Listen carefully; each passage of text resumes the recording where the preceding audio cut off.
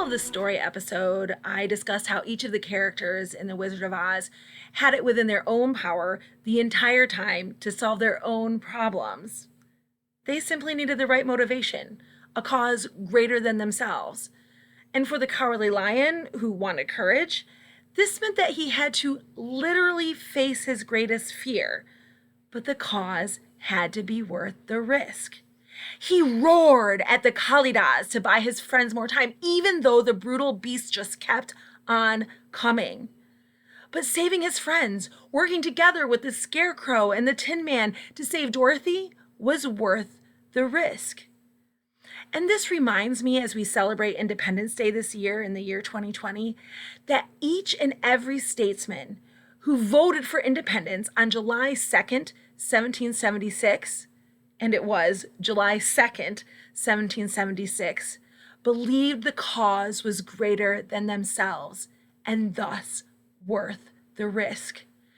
They knew that the vote alone was an act of treason and would most likely seal their fate of death as traitors. But they were willing to put principle above personal risk, a potential future above their fears. They had courage to go up against the greatest army, the greatest navy the world had known at that point. Takes courage to risk life and limb and property and family and reputation and position and career, all because they believed in a cause that was greater than themselves and an idea. That takes courage. That kind of courage is so rarely seen in America today.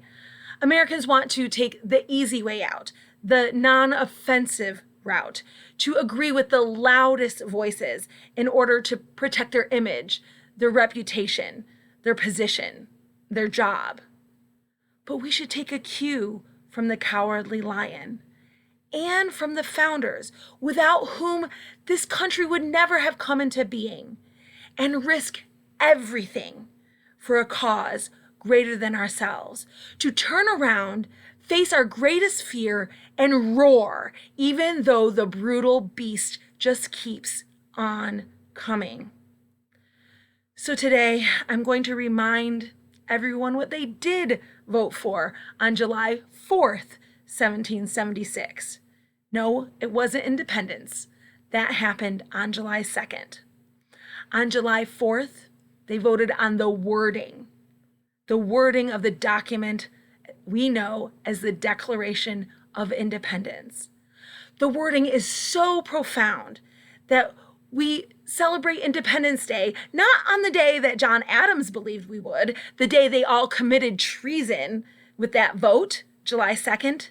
No, it's a wording so profound that we celebrate those words on July 4th.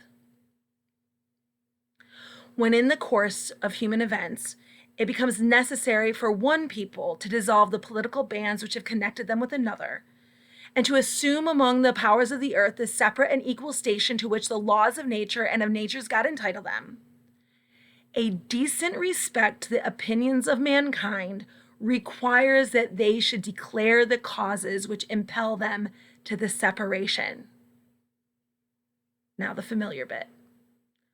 We hold these truths to be self-evident, that all men are created equal, that they are endowed by their Creator with certain unalienable rights, that among these are life, liberty, and the pursuit of happiness, that to secure these rights, governments are instituted among men, deriving their just powers from the consent of the governed, that when any form of government becomes destructive of these ends, it is the right of the people to alter or abolish it and institute a new government, laying its foundations on such principles and organizing its powers in such form as to them shall seem most likely to affect their safety and happiness. Prudence, indeed, will dictate that governments long established should not be changed for light and transient causes, And accordingly, all experience hath shown that mankind are more disposed to suffer while evils are sufferable than to right themselves by abolishing the forms to which they are accustomed.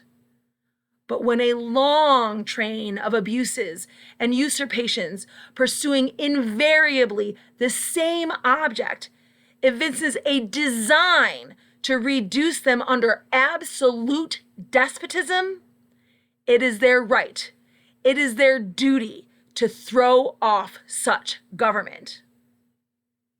And that is what we celebrate on July 4th.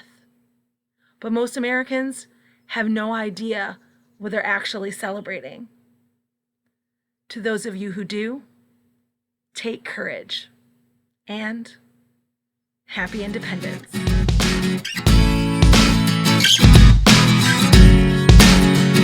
Oh, and because I always forget and people are always trying to remind me, don't forget to subscribe so you don't miss a single tale from the land of Oz or Kansas.